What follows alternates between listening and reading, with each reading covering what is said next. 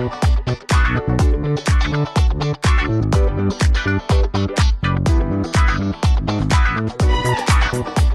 Guys, welcome back to my channel.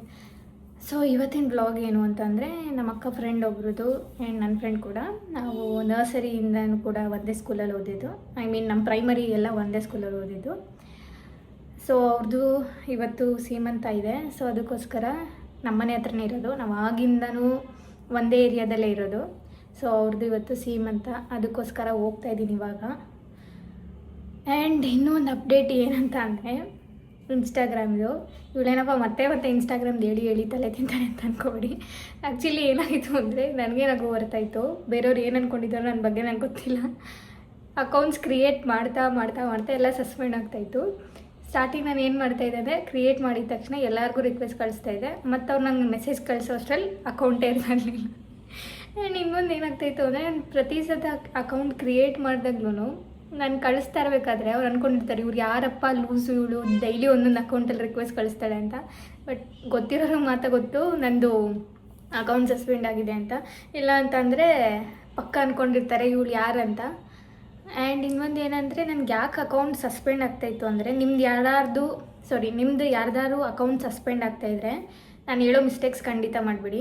First ಒಂದು ಸತಿ ಏನಾದರೂ ಅಕೌಂಟ್ ಸಸ್ಪೆಂಡ್ ಆದರೆ, ನಾನು ಮಾಡಿದ ಮಿಸ್ಟೇಕ್ ಏನಂದರೆ, ಅಕೌಂಟ್ ಸಸ್ಪೆಂಡ್ ಆಯಿತು, ನಾನು ಅಪೀಲ್ ಮಾಡಿದೆ, ಅದನ್ನು ವಾಪಸ್ ತರ್ಸೋಕ್ಕೆ ಎಲ್ಲ ಥರ ಅವ್ರ ಐಡೆಂಟಿಫಿಕೇಷನ್ ಕೇಳಿದ್ರು, ಪ್ರತಿಯೊಂದು ಮಾಡಿದೆ. ಬಟ್ ಆದರೂ ನಂಗೆ ಇನ್ಸ್ಟಾಗ್ರಾಮ್ ಕಡೆಯಿಂದ ಎಷ್ಟೊಂದು ಮೇಲ್ ಹಾಕಿದೆ ನಾನು ಇನ್ಸ್ಟಾಗ್ರಾಮ್ಗೆ. ಸೊ ಆದ್ರೂ ನನಗೆ ಏನೂ ರೆಸ್ಪಾನ್ಸ್ ಬಂದಿರಲಿಲ್ಲ. ಆ್ಯಂಡ್ ಯಾವಾಗ ನಾನು ಅಪೀಲ್ ಮಾಡಿದ ತಕ್ಷಣ ವಾಪಸ್ ನಂಗೆ ಏನಂತ ಮೇಲ್ ಬಂತು ಅಂದರೆ, ಪರ್ಮನೆಂಟ್ಲಿ ಡಿಸೇಬಲ್ಡ್ ನಿಮ್ಮದು ಅಂತ ಬಂತು. ಸರಿ, ಇನ್ನೇನು ಪರ್ಮನೆಂಟಾಗಿ ಡಿಸೇಬಲ್ ಆಗಿದೆಯಲ್ಲ, ಮತ್ತು ನಾನು ಇನ್ನೇನು ಮಾಡೋಕ್ಕಾಗುತ್ತೆ ಅಂತ ಅಂದ್ಬಿಟ್ಟು ಮತ್ತೆ ಇನ್ನೊಂದು ಅಕೌಂಟ್ ಕ್ರಿಯೇಟ್ ಮಾಡಿದೆ ಅದೇ ಸೇಮಲ್ಲಿ. ಸೊ ಅದೇನಾಯಿತು ಅಂದರೆ, ಕ್ರಿಯೇಟ್ ಮಾಡಿ ಒಂದು 10-20 ಮಿನಿಟ್ಸ್ ಅಷ್ಟೇ ಮತ್ತೆ ಸಸ್ಪೆಂಡ್ ಆಯಿತು. ಸರಿ ಆಯಿತು, ಮತ್ತೆ ಸಸ್ಪೆಂಡ್ ಆಯ್ತಲ್ಲ, ಮತ್ತೆ ಇನ್ನೊಂದು ಅಪೀಲ್ ಮಾಡಿದಾಗ ಮತ್ತೆ ಅದೇ ಬಂತು, ಪರ್ಮನೆಂಟ್ಲಿ ಡಿಸೇಬಲ್ಡ್ ಅಂತ. ಸರಿ ಆಯಿತು, ಇದೇ ಥರ ಆಗ್ತಾ ಇದೆಯಲ್ಲ ಅಂತ ಅಂದ್ಬಿಟ್ಟು ಹೊಸ ನಂಬರ್, ಹೊಸ ಜಿಮೇಲ್ ID ಇದು ಗೂಗಲಲ್ಲೆಲ್ಲ ನಾನು ನೋಡಿದೆ, ಮತ್ತೆ ಸಸ್ಪೆಂಡ್ ಆದರೆ ಏನು ಮಾಡಬಾರ್ದು ಏನು ಅಂತ. ಸರಿ, ಹೊಸ ಜಿಮೇಲ್ ID, ಹೊಸ ನಂಬರು, ಹೊಸ ಫೋನು, IP ಅಡ್ರೆಸ್ ಟ್ರ್ಯಾಕ್ ಆಗುತ್ತೆ ಅಂತ ಎಲ್ಲ ಥರ ನಾನು ಟ್ರೈ ಮಾಡಿದೆ. ಸರಿ, ಹೊಸ ಫೋನ್ದೆಲ್ಲ ಮಾಡಿ ಬೇರೆ ಫೋನಲ್ಲೇ ಇಟ್ಟಿದ್ದೆ ಅಕೌಂಟು. ಆ ಬೇರೆ ಫೋನಲ್ಲಿ ಅಕೌಂಟಲ್ಲಿದ್ದಾಗ ಏನೂ ಪ್ರಾಬ್ಲಮ್ ಆಗಲಿಲ್ಲ. ನನ್ನ ಫ್ರೆಂಡ್ ಏನಂತ ಹೇಳಿದ್ಲು, ಬೇರೆ ಇಲ್ಲೇನೂ ಆಗಿಲ್ವಲ್ಲ, ಒಂದು ಸತಿ ನಿಮ್ಮ ಮೊಬೈಲ್ಗೆ ಹಾಕೊಂಡು ಟ್ರೈ ಮಾಡು ಅಂತ ಹೇಳಿದ್ಲು. ಅದಕ್ಕೆ ನಾನು ಅದನ್ನು ಪಟ್ಟಂತ ಸರಿ ನೋಡೋಣ ಅಂತ ಅಂದ್ಬಿಟ್ಟು ನಂದಕ್ಕೆ ಲಾಗಿನ್ ಆಗಿಬಿಟ್ಟೆ. ನಂದು ಲಾಗಿನ್ ಆಗಿದ ತಕ್ಷಣ ಮತ್ತೆ ಸಸ್ಪೆಂಡ್ ಆಯಿತು. ಆಮೇಲೆ ನಂಗೆ ಅನಿಸ್ತು, ಇನ್ಸ್ಟಾಗ್ರಾಮೇ ನಂಗೆ ಬೇಡ, ಇನ್ಸ್ಟಾಗ್ರಾಮೇ ನನ್ನ ಬ್ಯಾನ್ ಮಾಡಿಬಿಟ್ಟಿದೆ ಅನಿಸುತ್ತೆ, ನಂಗೆ ಬೇಡ ಅಂತ ಅಂದ್ಕೊಂಡು ನಾನು ಸುಮ್ಮನೆ ಆದೆ. ಸರಿ, ಮತ್ತೆ ಇವರೆಲ್ಲ ಹೇಳ್ತಾಯಿದ್ರು ಮಾಡು ಎಂತಕ್ಕೆ ಅಂತೆಲ್ಲ ಹೇಳಿದ್ರಲ್ಲ ಅಂದ್ಬಿಟ್ಟು ತಿರ್ಗಾ ಮತ್ತೆ ಅಕೌಂಟ್ ಕ್ರಿಯೇಟ್ ಮಾಡಿದೆ. ಹಂಗೆ ಆಗಿ 8 ಅಕೌಂಟ್ಸ್ ಕ್ರಿಯೇಟ್ ಮಾಡಿದ್ದೀನಿ. ನಂಗೆ ಗೊತ್ತೇ ಇಲ್ಲ ನಾನು 8 ಅಕೌಂಟ್ಸ್ ಕ್ರಿಯೇಟ್ ಮಾಡಿದ್ದೀನಿ ಅಂತ. ಲಾಸ್ಟಲ್ಲಿ ನನಗೆ ಅನಿಸ್ಬಿಡ್ತು, ಬೇಡ ಬಿಟ್ಬಿಡೋಣ ಇನ್ಸ್ಟಾಗ್ರಾಮು, ಯೂಟ್ಯೂಬ್ ಏನಿದೆ ಅದನ್ನು ಸುಮ್ಮನೆ ಏನಾದರೂ ಮಾಡ್ಕೊಂಡು ಹೋಗೋಣ ಅಂತ ಅಂದ್ಕೊಂಡೆ. ಸರಿ, ಹಂಗಾಯಿತು ಅಂದ್ಬಿಟ್ಟು ಒಂದು ಲಾಸ್ಟ್ ಟ್ರೈ ಕೊಡೋಣ ಅಂತ ಅಂದ್ಬಿಟ್ಟು ನನ್ನ ಇನ್ಸ್ಟಾಗ್ರಾಮಲ್ಲಿ ನಾನು PU ಟೈಮಲ್ಲಿ ಕ್ರಿಯೇಟ್ ಮಾಡಿರೋದು ಅಕೌಂಟ್ ಅದು ಅನಿಸುತ್ತೆ. ನಾನು ಸರ್ಚ್ ಮಾಡ್ತಾ ಇದ್ದೆ, ಸರಿ ಮತ್ತೆ ಅಕೌಂಟ್ ಏನಾದ್ರು ವಾಪಸ್ ಬರುತ್ತಾ ಏನು ಅಂತ ಅಂದ್ಬಿಟ್ಟು ಆ ಥರ ಏನೋ ಲಾಗಿನ್ ಮಾಡೋಕ್ಕೆ ಹೋದೆ. ಅವಾಗ ನನಗೆ ಹಳೆಯ ID ತೋರಿಸ್ತು. ಸರಿ, ಹಳೆಯ ID ಏನೋ ಬಂದಿದೆಯಲ್ಲ, ಯೂಸ್ ಮಾಡ್ತಾ ಇರಲಿಲ್ಲ ನಾನು ಅಂತ ಅಂದ್ಬಿಟ್ಟು ಅದಕ್ಕೆ ಲಾಗಿನ್ ಮಾಡಿಬಿಟ್ಟು ನೋಡಿದೆ. ನಾನು PU ಟೈಮಲ್ಲಿ, ಫಸ್ಟ್ PU ಸೆಕೆಂಡ್ PU ಟೈಮಲ್ಲಿ ಕ್ರಿಯೇಟ್ ಮಾಡಿರೋದು ಆ ಅಕೌಂಟ್ ಸಿಕ್ತು ನನಗೆ. ಇದು ಏನಾದ್ರು ಡಿಸೇಬಲ್ ಆಗುತ್ತೋ ಏನೋ ಆ ಥರನೇ ನಂಗೆ ಅನಿಸ್ತಾ ಇತ್ತು, ಇದಿರುತ್ತೋ ಇಲ್ವೋ ನಂಗೆ ಕನ್ಫರ್ಮೇ ಇಲ್ಲ ಅಂತ ಅಂದ್ಬಿಟ್ಟು. ಅದಕ್ಕೆ ನಾನು ಏನು ಮಾಡಿದೆ, ಅದರಲ್ಲಿ ಇದ್ದಿದ್ದು ಏನು ಫಾಲೋವರ್ಸು ಏನಿತ್ತು ಹಂಗೆ ಬಿಟ್ಬಿಟ್ಟು ನೋಡೋಣ ಸ್ವಲ್ಪ ದಿನ ಆಗುತ್ತಾ ಇಲ್ವಾ ಅಂತ ಅಂದ್ಬಿಟ್ಟು ನೋಡಿದೆ. ಬಟ್ ಅದೇನೂ ಆಗಿಲ್ಲ, ಹೋಪ್ಸು ಏನೂ ಆಗಬಾರ್ದು. ಆ ಥರ ಆಗಿ ಇವಾಗ ಯಾವುದೋ ನಂದೇ ನೇಮ್ ಇಲ್ಲ, ಮೀನ್ಸ್ ಇದೇ ಜಿಮೇಲ್ ID ಯೂಸ್ ಮಾಡಿ ಏನೇ ನಂಬರಿಂದ ಕ್ರಿಯೇಟ್ ಮಾಡಿದ್ದೀನಿ ಯಾವಾಗಲೂ PU ಟೈಮಲ್ಲಿ. ಅದು ನಮ್ಮಮ್ಮ ನಂಬರೋ ಏನೋ ಗೊತ್ತಿಲ್ಲ, ಆ number which does not even exist ಇವಾಗ. ಅದಕ್ಕೇ ಅದಿದೆ ಅನಿಸುತ್ತೆ, ಮೇ ಬಿ ಬೇರೆ ಮೊಬೈಲಿಂದ ಎಲ್ಲ ಕ್ರಿಯೇಟ್ ಮಾಡಿ ಏನೋ ಅಂತ. ಸರಿ ಆಯಿತು, ಅದೇ ಇಟ್ಕೊಳ್ಳೋಣ ಅಂತ ಅಂದ್ಬಿಟ್ಟು ಇವಾಗಿರೋ ಅಕೌಂಟು ಸ್ವಲ್ಪ ಎಲ್ಲ ವೆರಿಫಿಕೇಷನ್ ಮಾಡಿ ಇಟ್ಟಿದ್ದೀನಿ. ಗೊತ್ತಿಲ್ಲ, ಹೋದರೆ ಹೋಗಲಿ, ಇದ್ದರೆ ಇರಲಿ ಅನ್ನೋ ಥರ ಆಗಿದೆ ನನಗೆ. ಸೊ ಇದು ನನ್ನ ಇನ್ಸ್ಟಾಗ್ರಾಮ್ ಸ್ಟೋರಿ. ನಾನೇನು ಹೇಳ್ತೀನಿ ಅಂತಂದರೆ, ಯಾರ್ದಾರು ಇನ್ಸ್ಟಾಗ್ರಾಮ್ ಅಕೌಂಟ್ ಸಸ್ಪೆಂಡ್ ಆದರೆ ಗಿವ್ ಟೈಮ್. ಪದೇ ಮತ್ತೆ ಅಕೌಂಟ್ಸ್ ಎಲ್ಲ ಕ್ರಿಯೇಟ್ ಮಾಡೋಕ್ಕೆ ಹೋಗ್ಬೇಡಿ. ಅಪೀಲ್ ಮಾಡಾದ್ಮೇಲೆ ಅವ್ರು ಪರ್ಮನೆಂಟ್ಲಿ ಡಿಸೇಬಲ್ಡ್ ಅಂತ ಬಂದ್ರೂ ನಿಮ್ಗೆ ಮತ್ತೆ ಆಪ್ಷನ್ ಇದೆ ಮತ್ತೆ ಅಪೀಲ್ ಮಾಡೋದಕ್ಕೆಲ್ಲ. ಸೊ ಆ ಅಪೀಲ್ ಮಾಡೋದಕ್ಕೆ ನೀವು ಟ್ರೈ ಮಾಡಿ, ಒಂದು 20 to 1 month ಗ್ಯಾಪ್ ಕೊಡಿ, ಮತ್ತೆ ಇನ್ನೊಂದು ಅಕೌಂಟ್ ಕ್ರಿಯೇಟ್ ಮಾಡಿದ್ರೆ ನಿಜವಾಗ್ಲೂ ಸಸ್ಪೆಂಡ್ ಮಾಡ್ತಾರೆ, ಮತ್ತೆ ಟ್ರ್ಯಾಕ್ ಮಾಡ್ತಾರೆ. ಸೊ ಟೈಮ್ ನಾನು ಏನು ಹೇಳ್ತೀನಿ ಅಂದರೆ, ಮತ್ತೆ ಮತ್ತೆ ಅಕೌಂಟ್ಸ್ ಕ್ರಿಯೇಟ್ ಮಾಡೋ ಬದಲು ಸ್ವಲ್ಪ ಟೈಮ್ ಕೊಡಿ, 1 ಮಂತ್ ಟೈಮ್ ಕೊಡಿ. ನನ್ನ ಎಕ್ಸ್ಪೀರಿಯನ್ಸ್ ನಾನು ಮಾಡಿದ್ದಕ್ಕೆ ಈ ಥರ ಆಗಿತ್ತು. ಸೊ ಆ ಥರ ಟೈಮ್ ಕೊಟ್ಟು ಇನ್ಸ್ಟಾಗ್ರಾಮ್ ಅಕೌಂಟ್ನ ಕ್ರಿಯೇಟ್ ಮಾಡಿ.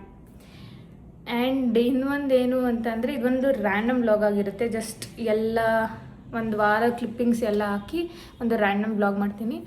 ಬನ್ನಿ ಇವಾಗ ಹೋಗೋಣ. ಸೀಮಂತದಲ್ಲಿ ಯಾರ್ಯಾರೆಲ್ಲ ಬಂದಿದ್ದಾರೆ, ಏನು ಮಾಡ್ತೀವಿ ಅಂತ ತೋರಿಸ್ತೀನಿ.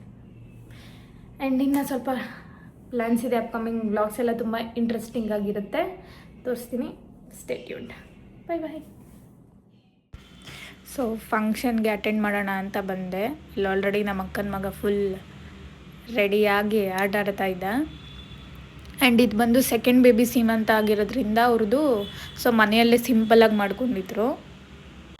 ಯಾರ್ಯಾರು ತುಂಬ ಹತ್ರದವ್ರಿದ್ದಾರೆ ಅವ್ರ ಜೊತೆ ಸೇರಿಕೊಂಡು ಸಿಂಪಲ್ಲಾಗಿ ಮಾಡ್ಕೊಂಡಿದ್ರು. ಇವಳು ನೋಡಿ ಈ ಥರ ರೆಡಿಯಾಗಿದ್ದಾಳೆ.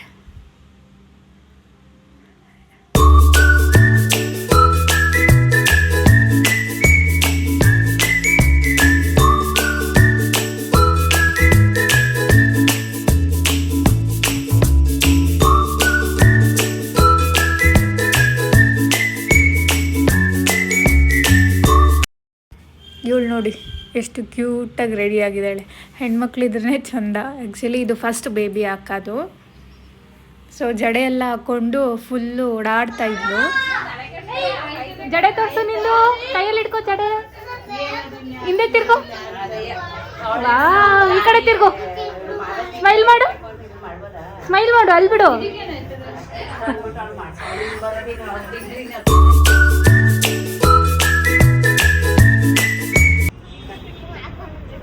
ಅಲ್ಲ ಇವ್ರೇನು ಕೇಟ್ರಿಂಗ್ ಅವ್ರ ಥರ ಕಲರ್ ಒಂದೇ ಕಲರ್ ಸಲ ಹಾಕೊಂಡವ್ರೆ. ಕಲರ್ ಕೇಟ್ರಿಂಗ್ ಅವ್ರ ಥರ.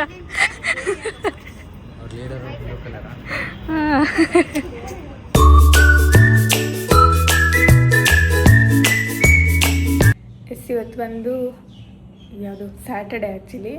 ಸೊ ನಾವು ಒಂದು ಟ್ರಿಪ್ ಪ್ಲ್ಯಾನ್ ಮಾಡಿದ್ವಿ. ನಮ್ಮ ಅಕ್ಕ ಎಲ್ಲ ಸೇರಿ, ನಾನೇನು ಪ್ಲ್ಯಾನ್ ಮಾಡಿಲ್ಲ, ಅವಳೊಂದು ಟ್ರಿಪ್ ಪ್ಲ್ಯಾನ್ ಮಾಡಿದ್ಲು. ಸೊ ಅದಕ್ಕೆ ಏನಾದರೂ ತೊಗೋಬೇಕು, ಹೋಗೋಣ ಬಾ ಅಂತ ಕರಿತಾನೆ ಇದ್ಲು.